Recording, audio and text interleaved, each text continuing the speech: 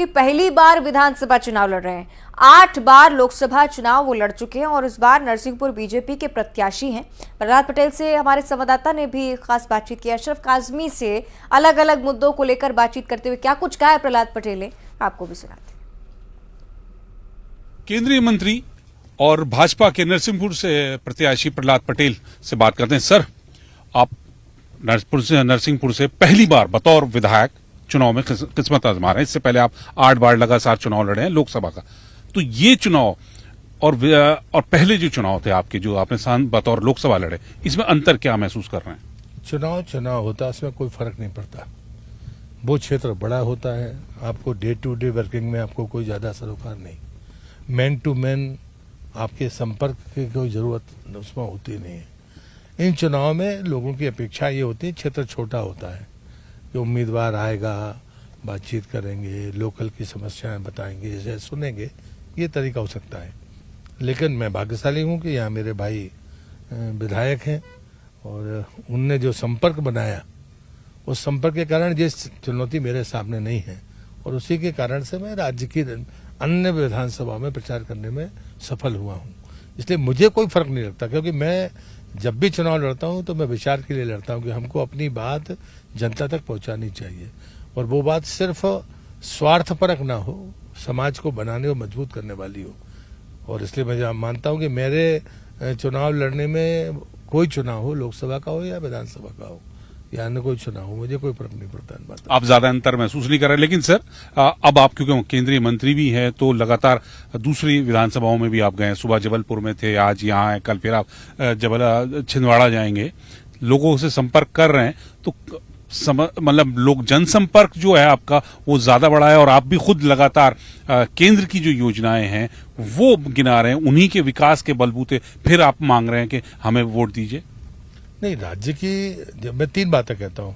गरीब कल्याण का संकल्प भारतीय जनता पार्टी का, महिला सशक्तिकरण, उसके स्वाभिमान का संकल्प, और तीसरा है कि हम भारत माता को नंबर 1 का देश देखना चाहते हैं और वो तब संभव होगा जब मध्य प्रदेश जैसा राज्य नंबर 1 पर हो। तो स्वाभाविक तरीके से आने वाली पीढ़ी हमसे बेहतर जिंदगी जिए, ये उसका लक्ष्य है और पूरी दुनिया का भी भला हो साथ में, ये भी हम सोचते हैं। जब हम ये बात कहते हैं तो हमारी जो सरकार रही है मध्य प्रदेश में, उसकी जो गरीब कल्याण की योजनाएं हैं या महिला सशक्तिकरण की योजनाएं हैं या फिर इंफ्रास्ट्रक्चर को डेवलप करने का उसका जो विजन है, तो भारत सरकार हो या राज्य की सरकार हो, वो गति में प्रगति आई है जब से मोदी जी प्रधानमंत्री बने हैं। उदाहरण के लिए हम 20 साल से सरकार में थे मध्य प्रदेश में, लेकिन शौचालय के आने के बाद हम खुले शौच से मुक्ति पा पाए, ये सच्चाई है। राज्य उसमें भागीदार है, लेकिन इनिशिएशन करने वाले प्रधानमंत्री, तो स्वाभाविक है कि वो क्रेडिट प्रधानमंत्री को जाएगी। उज्ज्वला गैस कनेक्शन की जब मैं बात करता हूं तो वो क्रेडिट प्रधानमंत्री को जाएगी। अगर मैं हर घर जल की बात करता हूं तो वो क्रेडिट प्रधानमंत्री को जाएगी। राज्य इम्प्लीमेंटिंग एजेंसी है। इनिशिएशन मध्य प्रदेश ने किया है, लाडली बहना है, हमारी बच्चियों के लिए है, उनके लिए है। तो इसलिए कहीं जाकर हम अपनी तमाम योजनाओं में, ऐसी बहुत सारी योजनाएं हैं,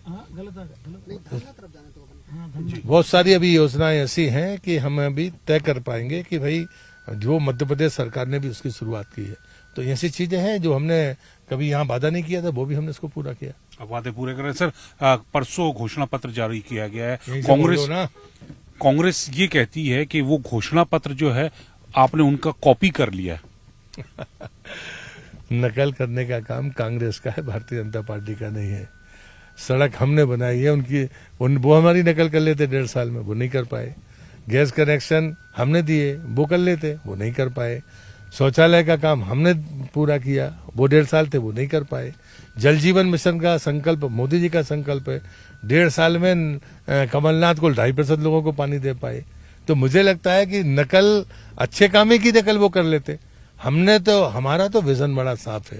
पहले से हम महिला सशक्तिकरण के लिए काम कर रहे थे, हमने उसको और तेज किया है, बेहतर किया है।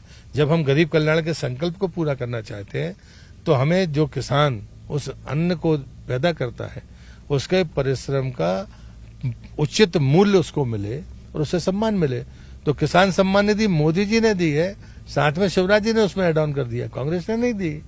अगर हमने एमएसपी 2700 की है तो हम ही नहीं 9.5 साल में जो एमएसपी बढ़ाई है कांग्रेस तो 10 रुपया, 20 रुपया, 50 रुपया बढ़ाती थी, 100 रुपया और 500 रुपया बढ़ाने वाले हम ही हैं। तो ये कांग्रेस किसको सिखा रही है? ये भ्रम फैला सकती है कांग्रेस। सच्चाई ये है जो मैं कह रहा हूँ। सर, राम की बात हो रही थी, आप कहते हैं कि हमें राम भी चाहिए, रोटी भी चाहिए, और इसी तरह से कांग्रेस में नेता हैं आचार्य प्रमोद कृष्ण, उन्होंने खुद कहा है कि पार्टी में कई लोग राम को से नफरत करते हैं, साधुओं से की बात नहीं करते, उनको राम को लेकर आपत्ति है, मंदिरों को लेकर आपत्ति है। देखिए, हम तो पहले दिन जब विरोध में थे तब भी कहते थे हमें राम और रोटी दोनों चाहिए। हमने विरासत और विकास को साथ साथ ले चलने की बात की है। हमने कभी उसको छुपाया नहीं, हमने उसको कभी कमजोर होने नहीं दिया। और हमें इस बात का गर्व है कि जिस भारतीय परंपरा और विरासत को हम मान देते हैं, जो सर्वोच्च चीज को हम मानते हैं, उसमें टकराहट नहीं है। और इसलिए मैं मानता हूं कि मूल्यों के प्रति अगर जीवन जीने की कोई कला है तो वो भारत के पास है, भारत की संस्कृति के पास है, हमारी विरासत के पास है।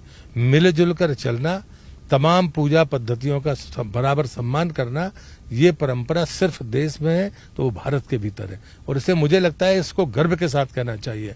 हमारे अनाज, हमारा खान पान, हमारा रहन सहन, हमारी पूजा पद्धति, हमारी जीवन शैली, वो सब विशिष्ट है।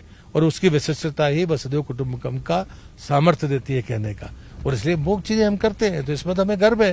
कांग्रेस कभी ये नहीं कर सकती। दुर्भाग्य है कि आजादी के बाद से लेकर अब तक विरासत के मामले में कांग्रेस ने कभी भी कोई गंभीर ना तो प्रयास किए, बल्कि उनके उलट तुष्टीकरण के कारण जाने की कोशिश की है। ऐसा मेरा आरोप भी है।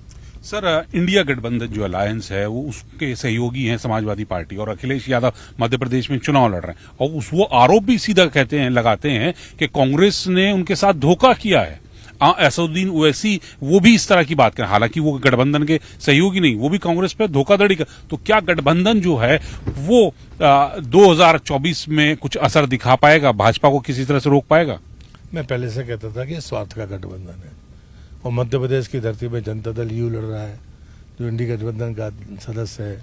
यहाँ पर सापा लड़ रही है, जो उसी गठबंधन की सदस्य है।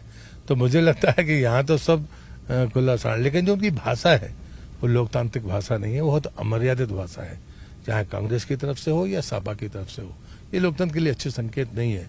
और इसलिए मैं उनके भविष्य के बारे में कुछ नहीं कहूंगा, लेकिन सिद्धांतता ये थीम है, इस स्वार्थ से मिले हुए लोग कभी भी मजबूती नहीं दे सकते।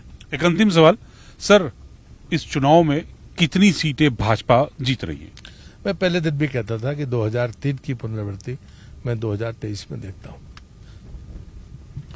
तो प्रहलाद पटेल साहब कह रहे हैं कि 2003 की जो प्रवृत्ति है वो 20 साल बाद 2023 में प्रचंड बहुमत के साथ भाजपा जीतेगी। साथ ही उन्होंने कांग्रेस पर कॉपी करने का आरोप भी लगाया।